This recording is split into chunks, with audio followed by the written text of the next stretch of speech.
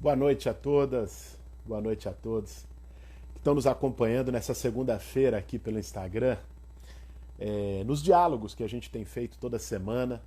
Café com bolos, tá aqui o Café com Bolos. Nós vamos conversar hoje com uma das maiores especialistas em saúde pública no Brasil, que é a Lígia Bahia. A Lígia vai conversar com a gente, é uma das pessoas que, de maneira mais firme, defende a proposta da fila única para o SUS. O que é a proposta da fila única? É que nesse momento, na pandemia, com caos, não tem o menor sentido você ter o SUS saturado, as pessoas não conseguindo leito, o médico sendo forçado a escolher quem vive e quem morre, e respirador e leite sobrando na rede de saúde privada, que inclusive está inflacionando brutalmente os seus preços. E a proposta é justamente que o SUS requisite, de acordo com a Constituição, os leitos dos hospitais privados e faça uma fila única. Isso foi feito na Espanha, agora na pandemia. Foi feito no Reino Unido, foi feito na Austrália, e nós defendemos que isso seja feito no Brasil. Nosso bate-papo com a Lígia hoje vai ser sobre como o sistema de saúde no Brasil está reagindo ao coronavírus, qual é a situação, qual é o cenário, o que poderia ser feito que não está sendo feito, o tema da fila única, enfim, saídas. Deixa eu ver se a Lígia já está por aqui. Tá aqui. Ela já vai entrar e nós vamos começar esse bate-papo. Ei, Guilherme. E aí, Lígia, tudo bem? Tudo bem, Guilherme? Saudades, tudo bom, né? Boa noite. Pois é. Agora só por aqui, né? Estou sofrendo aqui porque eu não tenho Instagram. Eu abri essa conta só para falar com você. Pô, que honra! Que honra! Pô, que legal, Lígia. Obrigado por você ter topado esse nosso bate-papo. Estamos aí com 500 pessoas acompanhando a gente agora.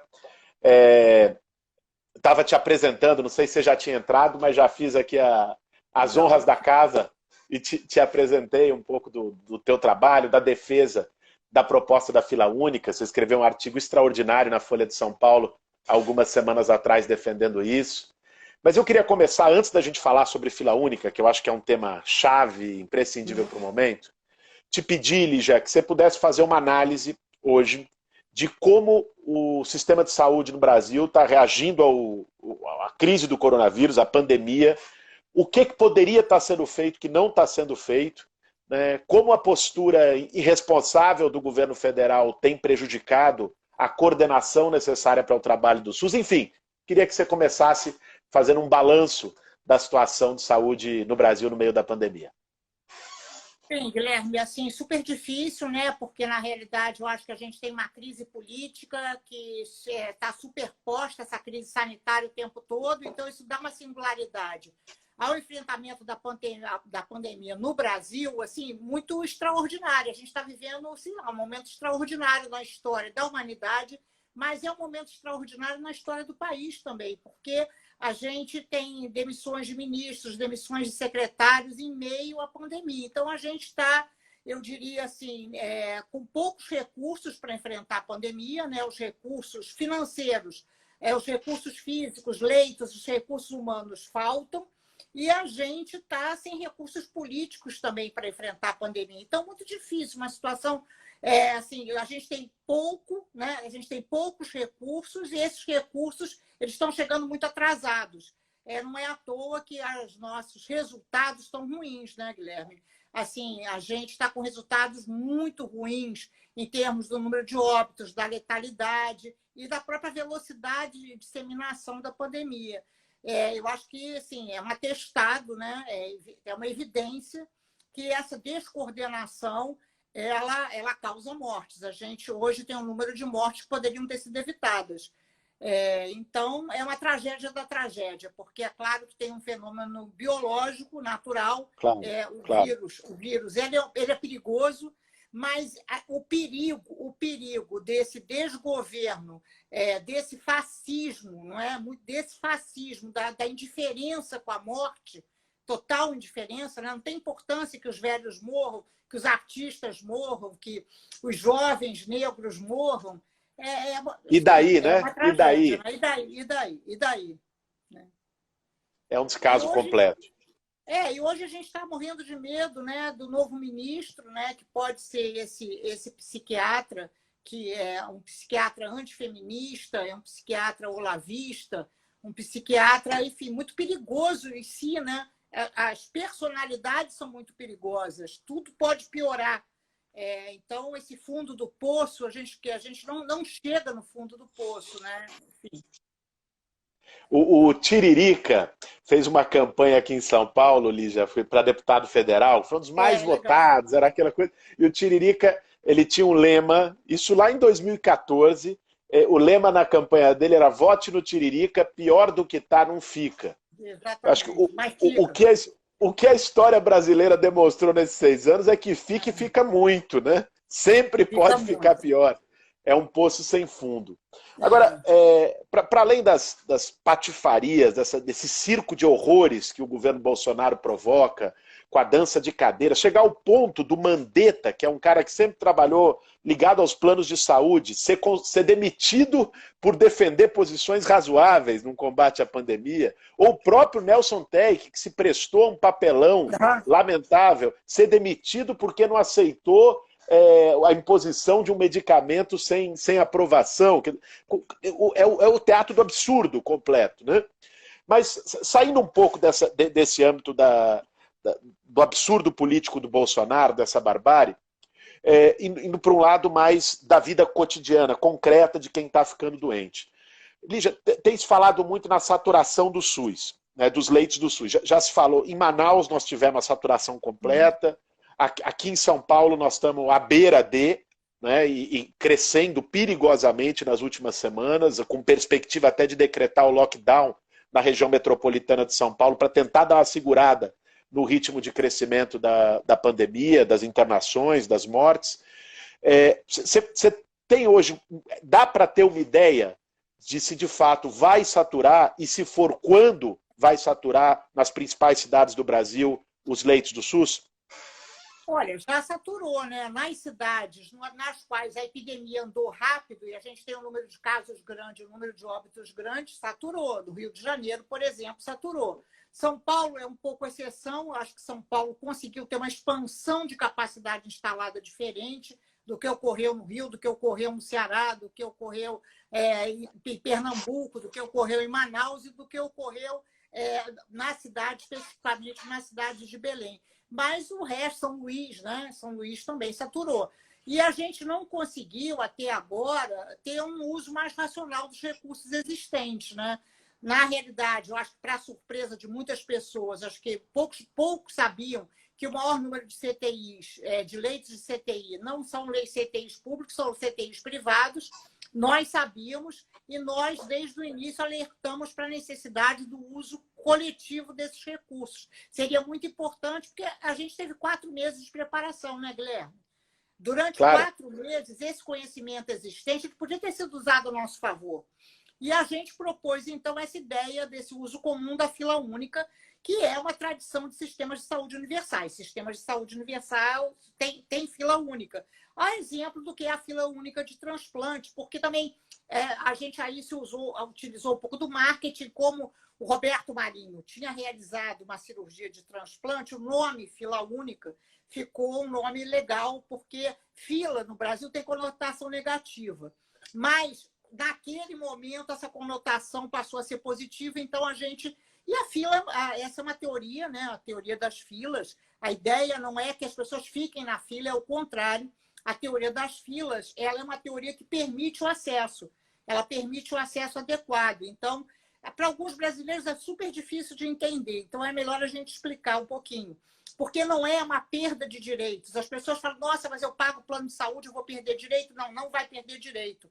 Porque as pessoas podem pagar plano de saúde, ser um plano de saúde muito daqueles planos de saúde mais baratos, e, na realidade, essa pessoa, se não prestar atenção, pode ter uma internação inadequada. Se o caso for muito grave, seria melhor que essa pessoa fosse atendida num hospital melhor equipado.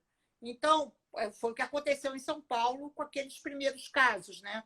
Que foram internados em um hospital, que talvez não fosse o melhor hospital para dar conta daqueles casos tão graves. Então, do Prevent Senior, né? Exatamente, exatamente. A teoria da fila, ela permite essa locação correta. Casos mais graves nos locais que têm condições de atender os casos mais graves, casos moderados nos locais que têm condição. Então, não é uma perda de direitos. Significaria, por exemplo, que pobres seriam internados no Einstein e no Sírio, e que muito ricos seriam internados em hospitais medianos. Mas se esses muito ricos tivessem casos moderados. Então, na realidade, é que o critério passa a ser fundamentalmente a condição clínica e não a capacidade de pagamento. Essa é a teoria da fila, enfim, que é utilizada na Inglaterra há muito tempo, em outros sistemas universais. E a gente, então, trouxe esse conhecimento para cá e vem debatendo isso,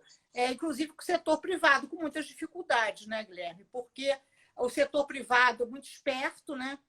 Mal a gente falou isso, eles já se anteciparam e começaram a fazer doações, mas doações merreca, né? De muito pouco dinheiro. Sinceramente, assim, na boa, né? Muito pouco dinheiro, mas a ideia, então, é assim, não, olha como a gente é legal, olha como a gente está doando. Na realidade, doando e morrendo de medo dessa nossa ideia de fila única, que está na lei, inclusive, porque essa é uma ideia que é uma ideia, digamos assim, técnica, mas ela é uma ideia legalmente amparada, porque todos os decretos de estado de emergência sanitária eles permitem, enfim, que os recursos sejam utilizados. Eles morreram de medo, doaram, umas doações, eu acho, assim, sinceramente, ínfimas, mas aí tentam se livrar, inclusive com a consciência. O que eu tenho dito é o seguinte, olha só, nós não precisamos do que sobra.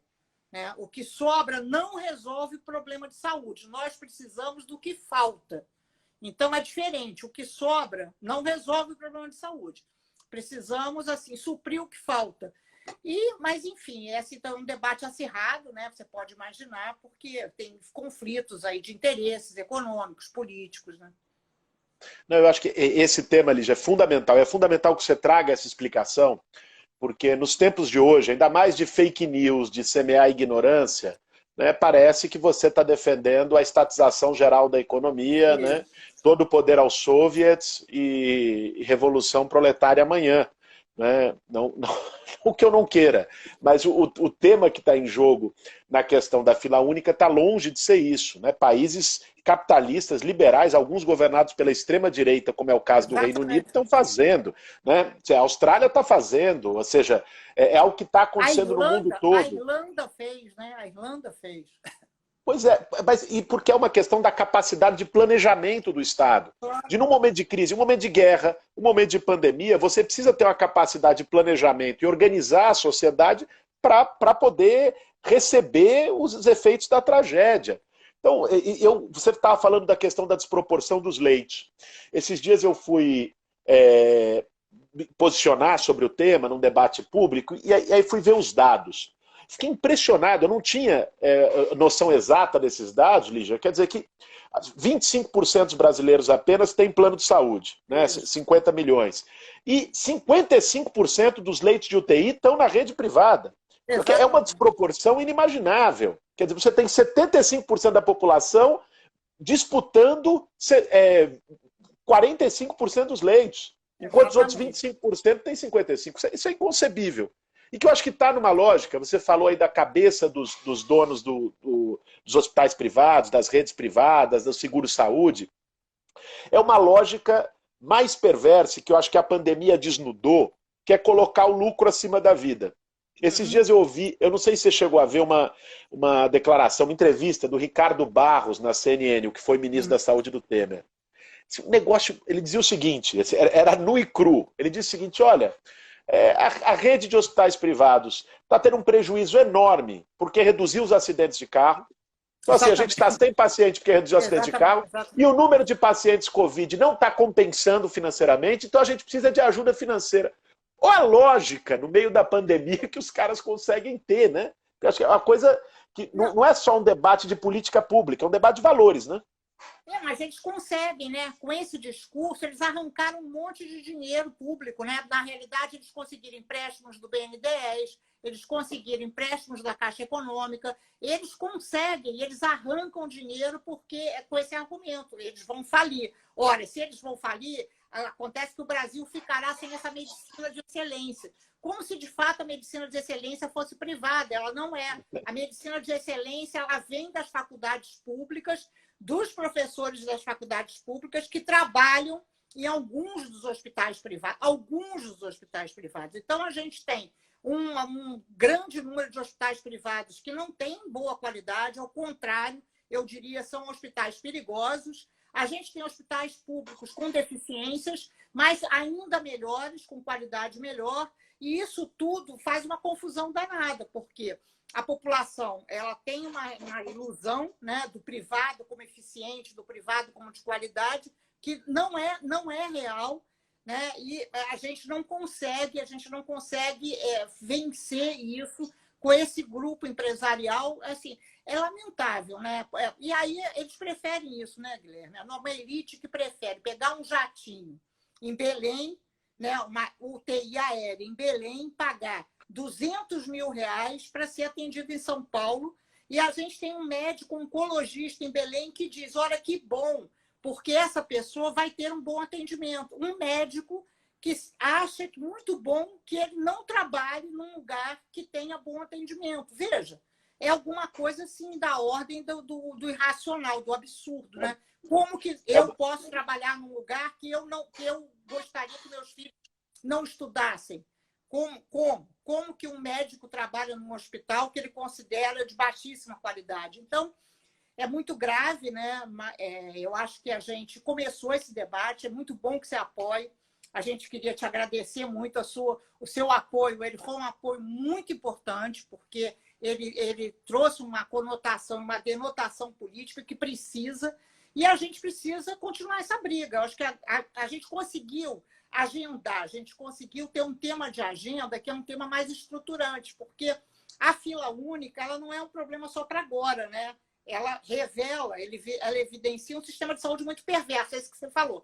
Tem até uma expressão de um estudioso que diz assim, é a lei do cuidado inverso. Quem mais precisa é quem menos tem. Não é? Por isso que a gente é a favor do Sistema Universal de Saúde. A gente não pode se conformar com essa lei do cuidado inverso e que, no Brasil, a gente está diante da lei do cuidado inverso. Né?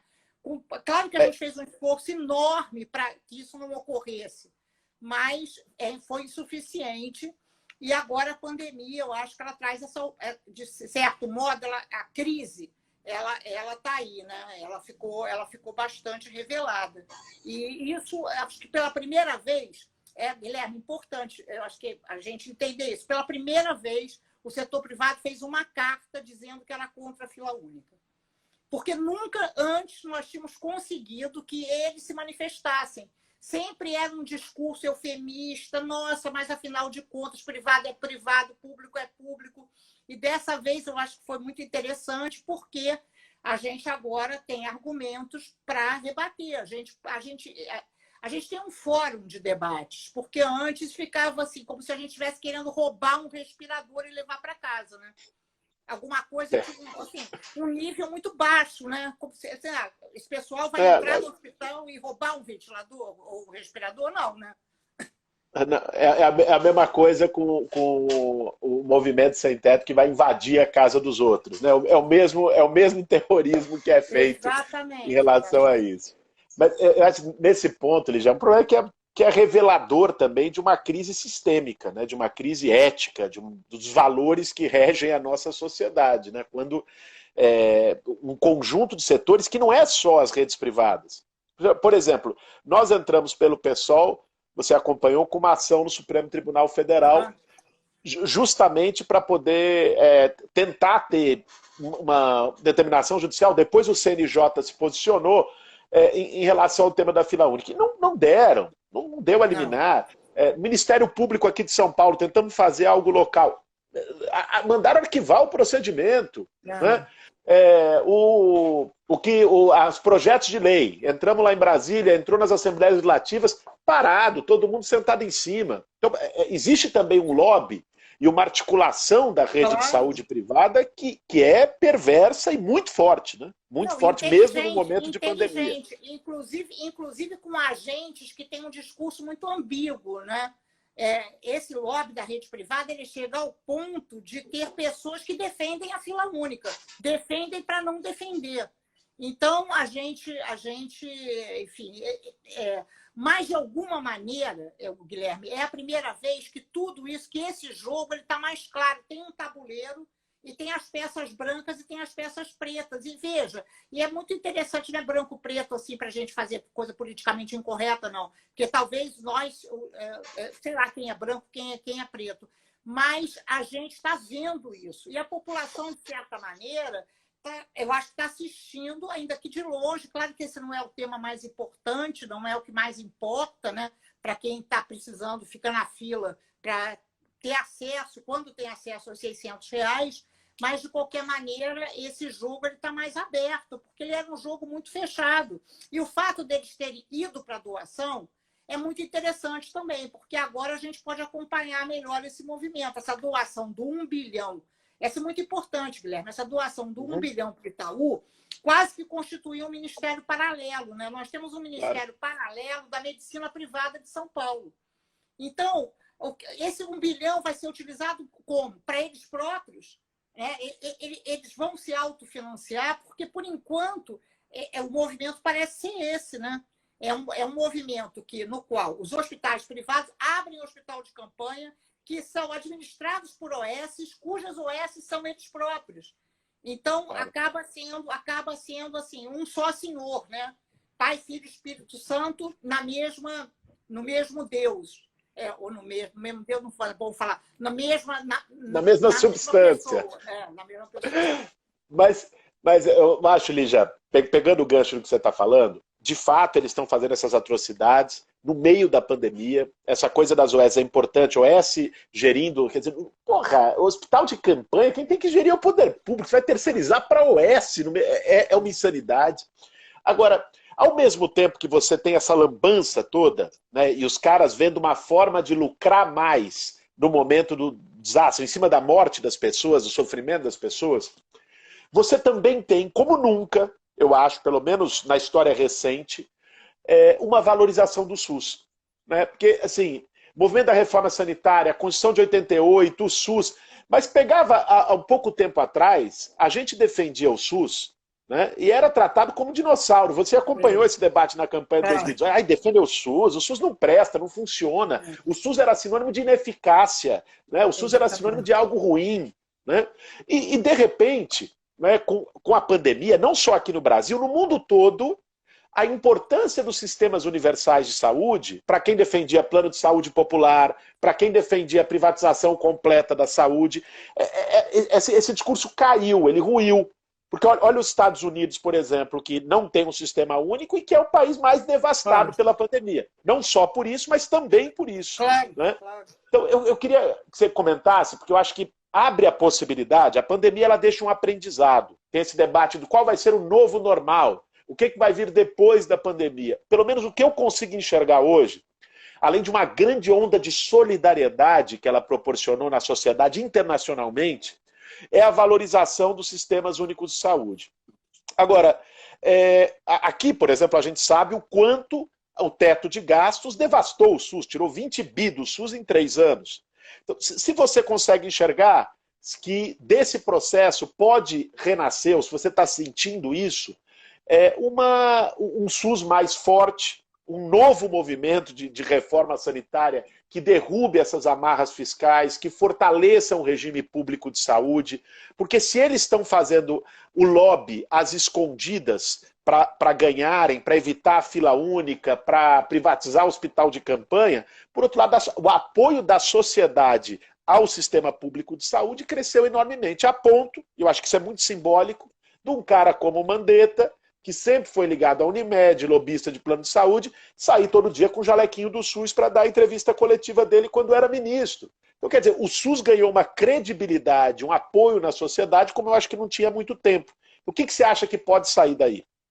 Eu acho que o SUS e os profissionais de saúde no mundo inteiro, né, recebendo palmas. Então, um processo muito bonito, muito de solidariedade da população com os profissionais de saúde e com o sistema público de saúde. Eu acho que isso ocorreu no Brasil também. Agora é preocupante, Guilherme, porque eu não sei se a gente sai com o SUS maior do que o que a gente entrou. Talvez não, porque os recursos financeiros prometidos não foram repassados.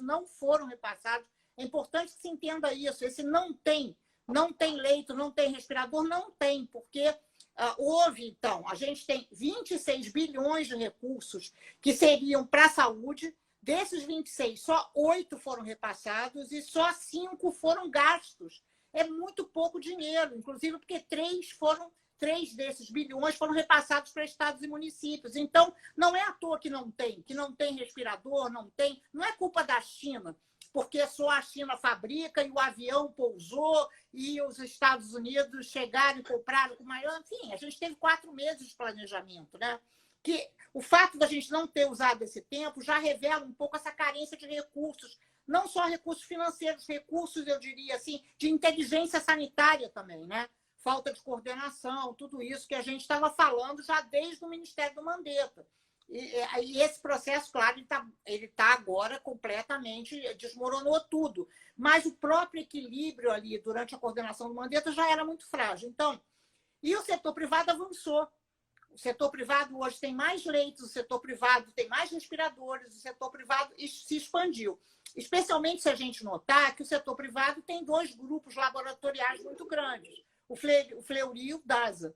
Então, o setor privado aumentou. Eu não sei se o SUS sai maior do que a gente entrou. Por quê?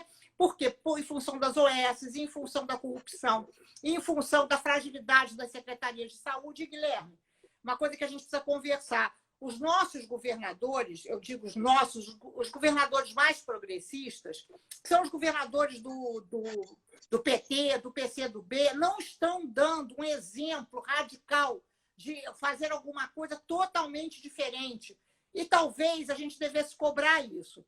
Porque se a gente conseguisse demonstrar, ter um efeito demonstração da importância de um sistema público mais potente, etc., certamente a gente teria argumentos, que são argumentos, digamos assim, mais abstratos, mas a gente conseguiria ter provas contundentes dessa importância, como é o caso de Niterói. Niterói, por exemplo, uma cidade pequena, mas que está fazendo tudo certo. Inclusive, o prefeito se apropriou de um hospital privado, logo no início, sem nenhum problema. Ele entrou no hospital privado e fez desse hospital privado um hospital que atende sem barulho, que atende a população como um todo. Então, o que eu acho que está fazendo falta isso nesse momento, eu tenho insistido nisso, a gente tem o consórcio do Nordeste, né? Consórcio dos governadores do Nordeste, precisamos que esse consórcio ele tenha ações muito mais interessantes e muito mais, eu diria assim, efetivas em relação a... Podemos ter, né? As vidas sempre podem ser salvas. Então, seria importante, toda vez que a gente tiver a oportunidade de conversar com alguém desses estados, é importante que a gente cobre, porque senão também a gente fica com um discurso muito para a posteridade. Nesse momento, essa estratégia de fila única, da quarentena, do isolamento social, enfim, é isso que nós temos a apresentar, né? Inclusive da testagem, a gente precisa dizer, olha só, vamos embora, assim, a gente precisa fazer esse contraste, não é? Porque essa comparação entre países, ela pode ser feita entre estados, entre municípios, etc., né? A gente já está vendo isso. A diferença entre Rio e São Paulo, por exemplo, né? Não, você tem toda a razão, Lígia. São Paulo está melhor. Veja, se a gente tiver que escolher entre Dória e Witzel, né? São Paulo está melhor, porque houve uma certa coordenação entre o governador e o prefeito, o que não ocorreu aqui no Rio de Janeiro. Então, esses passos, que são passos assim óbvios, né? Eles precisam ser cobrados. É preciso que a gente, enfim, que a gente insista nessa articulação de uma frente, né? De uma frente que seja uma frente democrática contra o fascismo, mas que essa frente também consiga dar respostas para a pandemia. Você tem toda a razão, Lígia. Eu queria pontuar isso, porque eu acho que os governadores, e mesmo os governadores do campo progressista, não basta simplesmente dizer fique em casa, né? Bom, é óbvio que essa é a postura correta. Isso não tá nem deveria estar em discussão se a gente tivesse um presidente com sanidade mental e com responsabilidade social no país. Mas isso por si só não é suficiente. Isso não é um contraponto suficiente e uma política suficiente, tanto do ponto de vista sanitário quanto do ponto de vista social. Vou lhe dizer, aqui em São Paulo, bom, houve uma coordenação maior, o prefeito e o governador são alinhados. Mas, por outro lado, por que os níveis de respeito ao isolamento social caíram tanto em São Paulo a ponto de se considerar um lockdown e com os casos explodindo? Porque aqui é o epicentro da pandemia. Aqui foi porque não tem, as pessoas não fazem quarentena na periferia porque não podem.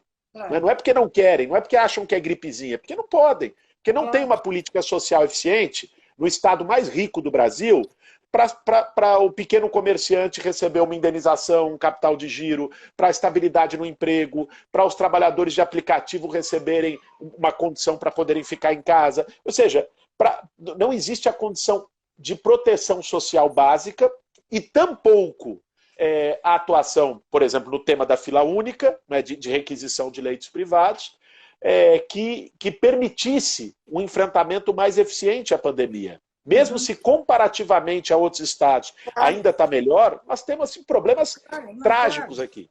Por exemplo, uma coisa que nós estamos defendendo para puxar um pouco para o tema da moradia, que é a área que eu atuo há muito tempo. População de rua, Lígia, é a mais vulnerável. Já morreram 22 aqui na cidade de São Paulo de Covid. Temos 25 mil moradores de rua na cidade de São Paulo. Nós estamos defendendo que se faça, como aliás Niterói fez, que você citou como um bom exemplo, como Londres, Nova York, Los Angeles, Paris, Praga, cidades do mundo todo fizeram, que é abrigar o povo de rua em hotéis, na rede hoteleira que está vazia, para você proteger, garantir o confinamento, garantir as condições. E não se consegue, numa prefeitura que tem 10 bi em caixa. Né? Então, assim, o fato de prefeitos e governadores estarem tendo uma postura melhor que o Bolsonaro é um mínimo, né? Mas isso não é exatamente um mérito. Né? O mérito deveria ir além, tanto do ponto de vista sanitário, como você bem lembrou, e isso vale para governadores do campo progressista, né? Como do ponto de vista de políticas sociais, para as pessoas poderem respeitar a quarentena. Porque senão São Paulo está em 40%, porque as pessoas não têm condição de ficar em casa, né? Trabalham de dia para comprar o jantar, né? Claro. Claro, por exemplo, internet livre, né, Guilherme? Não é possível, sinceramente, não é possível que nesse momento, eu não diria internet livre para todos, não, mas internet livre para os bairros de periferia, internet livre para as populações que têm que ficar confinadas, teriam que ficar confinadas. E claro que não vão ficar, porque além de terem trabalhos, são trabalhos informais, da mão para a boca, além de tudo, não dá para ficar em casa, é enlouquecedor. Né, sem acesso, sequer os alunos da rede pública têm acesso livre à internet, sequer os alunos universitários têm acesso livre à internet, isso é uma vergonha. Né? E com essas empresas que assim, não sanguessugas. Essas empresas não se coçaram durante a pandemia. Em outros países, nada disso acontece, não é? Assim, o pagamento das contas de luz, de gás, enfim. Então, sinceramente, eu acho que foi muito pouco, né? A gente conversando sobre isso, é muito pouco. O que nós conseguimos até agora foi muito pouco, em termos de recursos, em termos de olhar e encarar seriamente o problema, né? Não, com certeza, Lígia, assim, tanto do ponto de vista de medidas de saúde pública, como do ponto de vista de medidas sociais, a atuação do governo brasileiro e das esferas de governo, quando não é desastrosa e genocida, é extremamente tímida e omissa. Né? Nós temos pouquíssimos exemplos, a se contar nos dedos, os exemplos de posturas mais ousadas, à altura, né? Com uma liderança à altura da gravidade do momento, da crise histórica de saúde pública que a gente está vivendo. Mas, Lígia, poxa, muito obrigado pelo nosso bate-papo, foi excelente, né? Muito bom mesmo. Acho que trazer esse tema, desmistificar a história da fila única, colocar quem são os vilões de verdade nessa história e colocar que mais poderia estar sendo feito, isso é muito esclarecedor, isso é muito importante. Essa nossa live vai ficar ali no perfil do Instagram, então as pessoas que chegaram no final podem depois, daqui a pouco já vai estar lá para poderem assistir. A Lígia falou aqui magistralmente sobre o tema da fila única, esse tema de saúde pública e saúde privada, o que poderia estar sendo feito, os mecanismos de fortalecimento do SUS. Lígia, valeu mesmo. Boa noite para você. Né, Se cuida. Eu adorei te rever, viu? E fica bem. E vamos ficar juntos, né? Vamos conversar mais. Claro, com certeza. Por enquanto, por aqui, depois trocar um abraço e se falar pessoalmente. Exatamente, exatamente. Valeu, Lígia. Boa noite, beijão. Obrigada. Beijão, beijão. Tchau, tchau. Tchau, tchau, gente. Tchau, tchau. Tchau. Tchau. Tchau. Tchau.